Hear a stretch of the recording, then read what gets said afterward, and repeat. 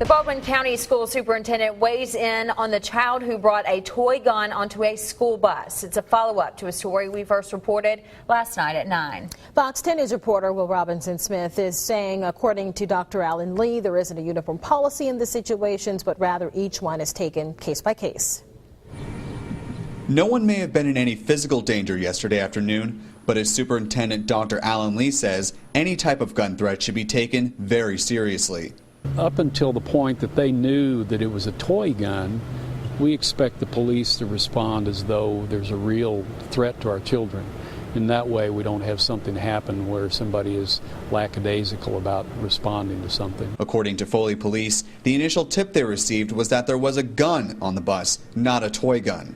Lieutenant David White says that gave the department reason to contact the district attorney's office, the Board of Education, and the Department of Human Resources. No type of toy that even resembles a weapon of any kind can be brought to the school at all. Dr. Lee agrees with White and also adds that parents should always be aware of what their children are bringing to school. It's a message to the parents. Just be sure that you know what's in your child's backpack each day, and talk to your children about how important it is that they not do something that might scare other people. Lee says there isn't a blanket zero-tolerance policy across Baldwin County schools for incidents involving guns or gun-like objects. Each incident is taken case by case. Because the student was only 7 years old and they determined he meant no harm, officials sent him home with a warning instead of something more severe. And it's our job to coach them.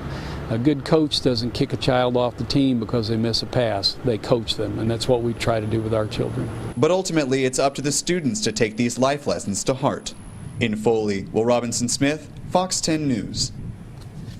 Well, the student was back at the school today since there wasn't a suspension. Both the school board and Foley Police stressing that parents should really have a discussion with their children about what's appropriate to bring to school. That is in order to avoid events like this from happening in the future.